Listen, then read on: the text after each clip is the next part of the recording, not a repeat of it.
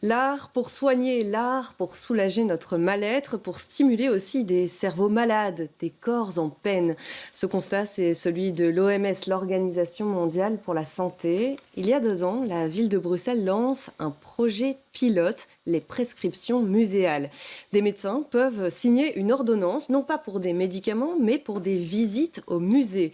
Le projet fonctionne tant et si bien qu'il se pérennise. On compte aujourd'hui plus de 150 soignantes et soignants qui peuvent prescrire ces ordonnances auprès d'une quinzaine de musées. Les prescriptions muséales, quand l'art soigne. Voici notre émission du jour. Bonsoir. Et autour de la table à mes côtés, docteur Catherine Anac. Vous êtes chef de clinique psychiatrie au CHU Brugman. Aurélie Serre, vous êtes responsable de la médiation culturelle au musée Bellevue et on reviendra sur cette fonction et ce qu'elle désigne. Et enfin, Eugénie Lemaire, vous êtes ergothérapeute et chargée de projet à l'ASBL Alzheimer Belgique. Merci de m'avoir rejoint pour cette émission. Catherine, je me tourne directement vers vous parce que vous étiez là à la naissance de ce projet. Je l'ai dit, un projet qui était pilote à l'origine. Ça s'est fait avec la ville de Bruxelles. Pourquoi est-ce que le CHU Brugman s'est associé à ce projet à la base ? Mais tout à fait, parce que le CHU Brugman, c'est un grand centre de psychiatrie, mais on s'occupe aussi de bien-être et de revalidation, et nous sommes partants pour être partenaires pour tout projet qui augmente la qualité de vie, la revalidation, le bien-être de nos patients, et qui augmente aussi leur inclusivité. Et l'art était déjà utilisé au sein de votre service de psychiatrie comme traitement ou comme un moyen d'accompagner les thérapies ? Absolument, il y a de l'art-thérapie ou en tout cas des activités à médiation artistique au centre de jour, dans les unités hospitalières, il y a des ergothérapeutes et finalement même dans tout l'hôpital puisque dès l'origine, il y a eu la décision de faire appel à Victor Horta, le plus grand architecte de l'époque, pour construire tout l'hôpital en pavillon Art Nouveau dans un grand parc. Donc je crois utiliser l'art pour augmenter le bien-être et comme partenaire de guérison a toujours fait partie de nos idéaux. Et donc ces ordonnances muséales, en fait, elles nous viennent aussi du Canada. Ce n'est pas le seul endroit où la méthode existe. Mais pourquoi est-ce que tout d'un coup, on se dit à Bruxelles, on va prescrire. Il y avait ce besoin d'acter, médicalement parlant, ce bienfait des visites muséales ? Il y a eu vraiment une rencontre entre, je dirais, l'échevina de la culture de la ville de Bruxelles, Madame Houba qui s'était inspirée du Canada, même s'il y a des expériences ailleurs dans le monde, entre le monde des musées, qui étaient vraiment des partenaires enthousiastes et partants, et nous les soignants qui sommes toujours heureux de tout ce qui peut améliorer les traitements. Donc ça s'est mis ensemble très bien. Et donc concrètement, on a cette ordonnance que vous nous avez apportée, là où le médecin signe cette ordonnance, et puis on se dirige ensuite vers un musée. Et donc, je me tourne vers vous, Eugénie Lemaire. Je l'ai dit, vous êtes ergothérapeute... pardon, excusez-moi. Oui. Du coup, je vous le dis, on a échangé les places juste avant. Je me suis... Donc, Aurélie, pardon, c'était la question, elle était à Aurélie, je suis désolée. J'étais bien du coup, Aurélie. Vous êtes donc médiatrice culturelle. Avec cette ordonnance, on se rend dans un musée. Quels sont les bienfaits pour un patient, une patiente, d'être au contact de l'art ? Donc, c'est plus approuvé au point de vue scientifique. On sait que l'art, la culture, une visite au musée, écouter de la musique au musée, ça a toute une série de bienfaits. Ça fait sécréter de la dopamine, comme quand on mange quelque chose de bon ou quand on se relaxe. Ça crée en fait une bulle de bien-être dans un quotidien d'un patient ou d'une patiente qui peut avoir la vie parfois un peu compliquée. C'est faire un moment de pause, c'est venir créer du lien avec ses proches. Si vous venez faire cette visite avec des proches, c'est s'émerveiller, apprendre des choses si vous êtes encore en capacité d'apprendre. Donc voilà, ça a vraiment toute une série de bienfaits. La liste, elle est très longue. Et pour vous, au musée Bellevue, c'était assez essentiel de rejoindre ce projet ? Ça s'est imposé ? C'était une évidence de participer. Déjà, le Bellevue fait partie du programme démocratie de la Fondation Rabaudouin qui, en fait, mène beaucoup de projets qui allient culture et soins, justement parce qu'on est bien conscient de tous ces bienfaits que ça peut amener pour toute la société. Et donc, on avait pas grand-chose dans l'offre pour les publics en termes de santé mentale, paramédicale et psychosociale. Et donc, quand on a été contacté par la ville de Bruxelles, on a vraiment sauté sur cette occasion, puisque du coup, ça nous permettait de nous entourer de partenaires de structures médicales ou d'autres partenaires comme Alzheimer Belgique. Et ça vient en fait renforcer le projet. Et c'est une évidence pour des questions en fait d'inclusivité, d'accessibilité et de rendre le musée vraiment accessible à plein de types de publics différents. On y reviendra sur cette question de l'inclusivité. Eugénie, on l'a dit, Alzheimer Belgique est aussi partenaire de ce projet. Qu'est-ce que vous constatez, vous, quand il y a des personnes atteintes d'Alzheimer qui se rendent dans les musées? Alors nous, on est vraiment, vraiment ravis d'avoir rejoint ce projet. Et parce que depuis le début, c'est quelque chose qui nous tient vraiment à cœur. Parce que quand une maladie d'Alzheimer arrive, eh bien, les gens sont très focalisés sur tout ce qu'ils vont perdre, sur des difficultés qui apparaissent, qui naissent, qui deviennent très handicapantes. Ça atteint la personne malade elle-même, ça va toucher aussi son entourage. On peut faire face à un retrait, à une forme d'isolement social, à des difficultés. Et puis alors, il y a toute une série de stéréotypes aussi très forts sur tous ces lieux culturels qui sont des lieux, tu le disais, d'apprentissage. Est-ce que c'est encore pour moi qui ai des difficultés cognitives? Or, l'art, l'émerveillement, le soin et puis plein de capacités restent quand il y a ces maladies-là. Et donc, ça vient nourrir aussi peut-être les discussions et provoquer des discussions. Plusieurs choses, oui.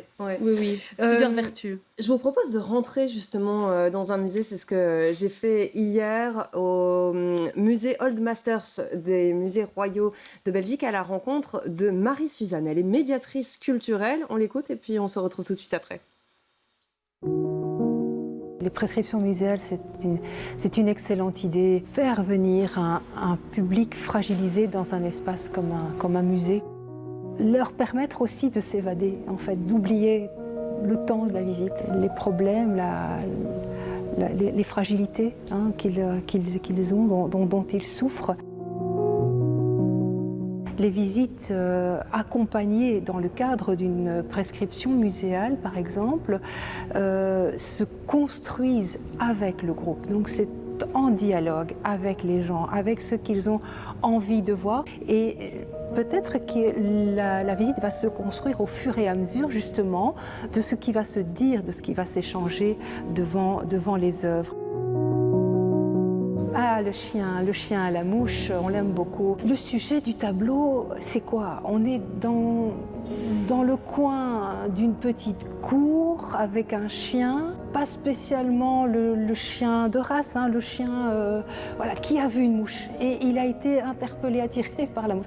C'est du quotidien en fait, c'est du quotidien. C'est un tableau de Joseph Stevens qui date du siècle passé et là on est en 1856. Le quotidien aujourd'hui, le quotidien hier, une brosse, un seau. Ce chien fait réagir. Les visiteurs qui entrent dans la salle sont attirés par cette scène qui est amusante finalement. On ne sait pas trop comment ça va se terminer cette histoire. De toute façon, je pense que quand on vit une visite au musée en dialogue, en discussion avec les autres membres du groupe, on ne ressort pas pareil. Il y a une légèreté en fait que l'on peut constater à travers les visages, les gestes des gens. Et il y a quelque chose de très positif en tout cas qui se joue dans le musée. Catherine Anac, c'est quelque chose de très positif qui se joue dans le musée. Est-ce que vous le retrouvez aussi en thérapie par la suite? On prend là un exemple d'une œuvre qui fait réagir. Est-ce que vous le voyez, vous, dans les discussions avec vos patients? Est-ce qu'ils vont se remémorer ces œuvres? Certaines de ces œuvres, oui, bien entendu. Mais aussi, le bien-être peut être aussi plus global. Le fait, comme d'ailleurs la personne interviewée le disait, d'échapper à ses soucis, à ses problèmes. Les personnes, après leur visite, sont moins tendues, moins anxieuses, moins tristes. En effet, de la dopamine peut être sécrétée, on se sent alors nettement moins mal. Mais aussi, il y a d'autres aspects de ce programme qui sont tout à fait merveilleux, celui de pouvoir, par exemple, inviter quelqu'un. ce n'est pas seulement une place, mais une place avec invitation. Et nos patientes et nos patients n'ont pas toujours l'occasion d'inviter des personnes avec eux. C'est aussi pour eux parfois l'occasion de rendre quelque chose à leurs proches ou de montrer à leur famille qu'ils vont mieux. Toute cette organisation aussi pour aller jusqu'au musée n'est pas toujours simple, et certaines personnes préparent longuement leur visite pour se coordonner. Certains ont conscience que parfois certaines attitudes ou qu'ils n'ont pas toujours les propos qu'on attendrait d'eux, et ça peut être préparé. J'ai même eu des questions en termes de comment parler, comment se vêtir. Certaines personnes n'avaient jamais été au musée de leur vie. Et c'est une crainte ? Ça pourrait être une Ça crainte peut être pour une certaines crainte personnes, anxieuse, que ce soit le comportement social qu'ils n'ont pas appris, jusqu'à une crainte par rapport aux difficultés qu'ils connaissent avoir. Et le fait de surmonter ça est aussi bénéfique en soi, puisque ça fait vraiment partie du mieux-être, de la revalidation, de surmonter, d'être accueilli. Et je dois dire par des personnels qui ont été très qualifiés pour l'accueil et où je n'ai eu aucun mauvais feedback. Je ne vois pas le mauvais côté de ce programme. Ouais, on parle d'effets secondaires pour certains médicaments. Voilà. Ici, c'est difficile d'en voir. Vous venez de le dire, Dr Hanak, des personnes qui sont formées. Et là, je me tourne vers vous, Eugénie. Vous êtes aussi formatrice de ces médiatrices et médiateurs culturels, mais vraiment pour l'accueil du public atteint d'Alzheimer. Oui, tout à fait. Mais donc voilà, avec notre entrée dans ce projet, en discutant avec les uns les autres, on s'est rendu compte qu'il y avait un désir de savoir comment... C'est vrai qu'une visite avec des personnes qui ont des troubles cognitifs, ça ne se fait pas exactement comme se ferait une visite classique. Ça reste un public particulier. Et donc, toujours en partenariat avec la ville, on a proposé des formations à de nombreux médiateurs, guides et même plus largement personnel de musée pour, Et c'est une formation qui se veut très pratique dans le but vraiment de proposer des visites adaptées, adéquates, qui ne fassent peur à personne. Vous avez un exemple concret pour accueillir justement une personne qui est atteinte d'Alzheimer et son proche. Et son proche à travers une médiation ? Oui. Alors, ce qui n'est pas mon métier, hein, mais ce serait en fait peut-être, mais bon, comme beaucoup de médiateurs le font dans l'accueil, et peut-être qu'Aurélie pourra en parler mieux, mais L'idée de la visite au musée, c'est vraiment de la création d'une expérience, un peu comme avec le musée avec le chien à la mouche, où on sort du cadre de l'histoire de l'art ou de ce qu'on peut raconter. Voilà, c'est vraiment l'idée d'entrer, de s'émerveiller, de vivre quelque chose de fort dont le bien-être pourrait s'exporter ailleurs. Alors, un exemple, si vous voulez que je parle d'un exemple de visite et de ce que ça peut provoquer chez un patient, dans le cadre d'une prescription, donc ce n'était pas dans le cadre d'une visite guidée. Très récemment, on a eu des retours d'une famille qui voulait une deuxième prescription pour y retourner parce qu'ils avaient utilisé la première prescription, le monsieur donc, qui avait une maladie d'Alzheimer, avec son petit-fils et son épouse. Et madame avait très peur que monsieur soit fatigué, que ce soit remuant pour lui. Ils sont allés au musée de l'armée et en réalité, il a été très frustré parce que le musée fermait. Il a dû partir, il voulait vraiment y retourner. Il était très emballé et avec une envie d'évoquer plein de choses. Et donc ça permet aussi aux aidants proches en fait de découvrir, et puis de voir peut-être autre chose que les pertes, de constater aussi des choses préservées chez leurs proches. Ça génère du lien, exactement comme vous le disiez toutes les deux. Aurélie Serre, est-ce que au musée Bellevue, depuis que vous avez rejoint le projet, ce qui est assez récent, depuis cet été, été 2024, est-ce que vous avez eu de nombreuses visites sur base de ces prescriptions muséales ? Alors non, ça c'est un peu le défi par rapport au projet, parce que entre le moment où les patients-patientes se font prescrire la visite de musée et le moment où ces personnes arrivent jusqu'à chez nous, en fait, il y a encore tout un trajet. Il y a certaines personnes, par exemple, qui souffrent de dépression, etc., mais rien que le fait de sortir de chez elles ou de sortir de l'hôpital, c'est vraiment encore un frein. Donc, il y a encore une étape. Donc, non, on a pour le moment accueilli que très peu de personnes. Mais voilà, on est là, on est en tout cas très enthousiaste et tout le monde est prêt pour les accueillir. Que ce soit il faut dire que ce travail d'accueil, c'est quelque chose, vous personnellement, vous travaillez depuis 10 ans dans ce secteur, c'est vraiment votre mission d'accueillir les différents publics. C'est ça. Il y a vraiment une réflexion. Plus que les accueillir, c'est vraiment les accompagner de manière personnalisée et adaptée en fonction de qui vous êtes et votre profil de public. Et d'aller trouver en fait des outils ou différentes pratiques qui vont en fait vulgariser les contenus, vous rendre les objets ou les œuvres accessibles et de faire le lien entre le musée qui est l'institution, qui peut être très effrayante pour plein de gens et même au-delà du cadre du projet des prescriptions muséales, il y a plein de personnes ou de types de publics un peu plus éloignés ou fragilisés ou éloignés tout court du secteur culturel pour qui franchir la porte d'un musée, c'est vraiment très difficile. On se dit, je ne suis pas légitime, qu'est-ce que moi je vais aller faire Ça là-bas appartient à une élite. Voilà. Sur la question de l'accessibilité, je vous propose de faire une petite pause pour découvrir la suite du reportage justement au musée Old Masters. On en parlait avec Marie-Suzanne. Les prescriptions muséales sont finalement venues s'installer, j'ai envie de dire, sur toute une expérience qu'on a depuis plus de 20 ans maintenant ici au Musée Royal des Beaux-Arts. Le musée sur mesure adapte des visites et des activités en général, enfin, pour des publics spécifiques, les publics sourds, malentendants, déficients visuels. Ici, j'ai un tactile texturé. On a ce très beau tactile 3D qui nous avait été offert par la Ligue Braille l'an dernier. C'est une interprétation tactile du tableau de Pierre Bruegel, la chute d'Icare, et Icare est là. Et donc on peut toucher, on peut découvrir, explorer littéralement l'espace pictural.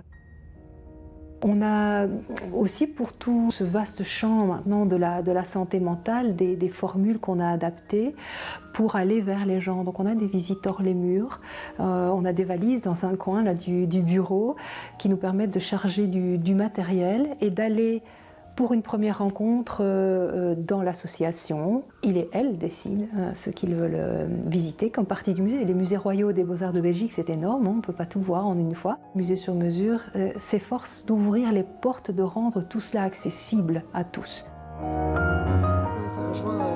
Ça rejoint complètement ce qu'on venait de dire. Est-ce que vous ressentez cette prise de conscience du secteur des musées de rendre accessible pour différents publics leur intérieur? Oui, mais ça fait partie de nos missions en tant que musée. Si on s'en réfère à la définition de ce qu'est un musée par l'ICOM, donc le Conseil international des musées, la dernière définition en date de 2022 dit que le musée doit avoir un rôle social et sociétal à jouer et doit être inclusif, doit promouvoir la diversité, l'inclusivité, la durabilité, doit pouvoir créer des expériences qui soient adaptées. Donc on est en plein aussi dans le projet des prescriptions muséales, mais de manière plus large, ça fait partie de nos missions. On le voyait tout à l'heure dans les images que j'ai sélectionnées pour illustrer un peu cette émission. Il y avait une installation lumineuse, visuelle, peut-être aussi sonore, avec vraiment des stimuli. Oui. Je me dis que c'est pas adapté pour tous les publics, ça par exemple. Vous avez tout à fait raison. Le projet des prescriptions muséales nous a permis, nous au musée Bellevue, d'implémenter de manière structurelle des moments à faible stimuli. Donc chaque premier mercredi du mois, il est possible de venir visiter le musée, et alors tous les films sont éteints, toute la bande audio, sonore, toutes les musiques sont coupées. Les lumières, par contre, restent, parce que d'un point de vue technique, on ne peut pas tout faire. On est aussi parfois tributaire de ça dans nos institutions. Et donc, on a maintenant, comme ça, une avant-midi par mois de calme, de visite relax, slow visit, dont tout le public peut profiter. Le public des prescriptions muséales, mais aussi le reste du public. C'est aussi une manière de conscientiser tout le monde sur l'hyper-simulation. Voilà. Effectivement, que ce soit avec ordonnance ou sans ordonnance, Dr Henneck, quels sont les bienfaits finalement? On en a évoqué quelques-uns de cette visite au musée. Je veux dire, le simple fait d'être allé dans ce musée, et j'ai eu un énorme privilège, c'est-à-dire qu'il était fermé hier, donc j'ai pu rentrer dans ce musée sans public, mais j'en suis ressortie avec vraiment de la légèreté. Ça fait quoi concrètement d'aller dans un musée? Je pense que c'est un effet anxiolytique, antidépresseur léger, et un effet d'évasion, et donc, comme on disait, un petit shoot de dopamine qui vous fait vous sentir bien. Et puis ça amène aussi de la créativité, qu'elle s'exprime, et peu importe la forme qu'elle prendra pour s'exprimer derrière, en fait. Il y a un autre aspect aussi, c'est que beaucoup de personnes sont venues, bon, ça dépend du type d'activité culturelle liée à chaque musée, mais beaucoup de personnes sont revenues avec une réflexion, parce que certains artistes, on voit leurs difficultés ou leurs souffrances dans leurs œuvres, et certaines personnes m'ont témoigné que voilà, j'ai compris qu'il a traversé des choses difficiles comme moi et il a pu en faire quelque chose dans son œuvre. En fait, certaines personnes ont même été inspirées d'oser franchir le pas et d'essayer d'avoir elles-mêmes des activités, ou en tout cas d'oser s'inscrire dans des activités à médiation artistique telles qu'elles peuvent être proposées dans des centres de revalidation. Voire ça a parfois reboosté la confiance de certains patientes ou patients artistes qui avaient cessé de créer. Donc c'est à tous les niveaux. Mais ce qu'on a découvert aussi avec ce programme de prescription muséale, c'est qu'il ne faut pas être nécessairement acteur, artiste pour bénéficier des bienfaits de l'art et de la culture, mais le fait d'observer, de visiter, fait déjà du bien. Ouais. Je vous vois hocher la tête. Oui, moi j'ai vraiment envie de rebondir là-dessus et sur l'autorisation aussi que ça donne. Voilà, parce que voilà, nous on croit très fort aussi en l'art-thérapie, mais souvent voilà, c'est un temps l'INAMI l'avait financé comme projet pilote et puis ils ont décidé que c'était pas vraiment du soin. Voilà, et c'est bien dommage parce que voilà, s'autoriser ça, c'est aussi vraiment prendre soin de soi. Et pour rebondir aussi sur le fait, est-ce que les gens les utilisent? Peut-être pas. Peut-être que ces ordonnances restent dans un temps ou longtemps dans les tiroirs, mais ça... Voilà, je ne sais pas quels sont vos chiffres, nous on n'a pas encore de chiffres très clairs, mais je pense que le fait que le projet existe, le fait d'en parler ouvre aussi une porte sur, tiens, tout ça aussi m'est accessible et tout ça est encore possible. Alors si je parle du public que nous accompagnons, tout ça est encore possible et il y a encore un espace de plaisir, d'expérience, de mise en projet, parce que projeter une visite au musée, c'est se projeter dans quelque chose, plutôt que d'être dans de la perte ou de la souffrance. Et donc peut-être utiliser ou pas, en tout cas c'est une possibilité qui est là et ça c'est un signal très fort aussi de la part des institutions culturelles. Pour donner l'un ou l'autre chiffre, le musée Old Masters donc, qu'on voyait dans le reportage, ils ont accueilli 15 personnes plus 2 accompagnateurs depuis septembre 2024.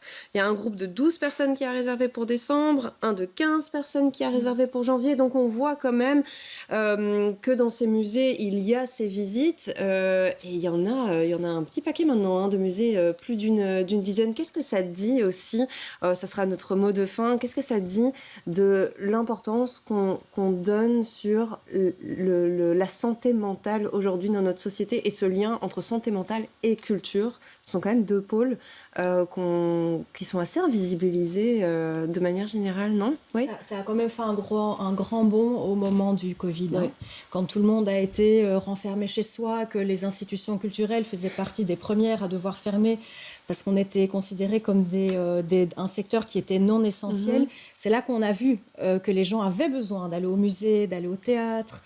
Et c'est vraiment à ce moment-là que la question du care and cure dans les musées est apparue, où on s'est vraiment dit, OK, on va prendre ce rôle et on va démultiplier encore plus les offres envers ces différents publics. Et la santé mentale s'est vraiment instaurée... voilà, après le Covid, si ça a fait quelque chose de bien, je vais dire, c'est ça, d'implémenter ça vraiment dans la sphère muséale et dans les grandes tendances muséales. On va aller assez rapidement. Je dirais aussi quelque chose d'un décloisonnement aussi de secteurs qui se cure et se care, qui se rencontrent. Ça c'est vraiment extraordinaire. Catherine Anac, pour terminer. Je trouve que ce projet permet aussi à toutes les personnes impliquées, qui ne sont d'ailleurs pas nécessairement des médecins, qui peuvent distribuer des prescriptions muséales, d'en donner chacun à leur niveau sans être nécessairement inscrit dans un programme de centre de jour. Je vais aussi montrer l'ordonnance. De quoi ils ont l'air. Voici la prescription muséale. Oui. Voilà, donc c'est un petit peu comme les anciennes prescriptions avant qu'elles soient électroniques, avec une très jolie brochure explicative détaillant les différents musées. Merci à vous trois pour ces explications, cette plongée donc dans la culture, cette culture qui soigne, alors que ce soit sur ordonnance, sur conseil d'un médecin ou bien de manière spontanée. Sachez donc que vous pouvez franchir la porte de ces musées, qu'il y a des formules sur mesure qui existent dans les différents musées, que ce soit à la ville de Bruxelles ou ailleurs d'ailleurs. N'hésitez pas aussi à vous renseigner si vous êtes intéressé par ces ordonnances muséale sur le site de la ville de Bruxelles. C'est ici que s'achève cette émission. C'était un plaisir de vous la présenter. Merci à vous trois et on se dit à très vite sur BX1. Merci beaucoup. Merci.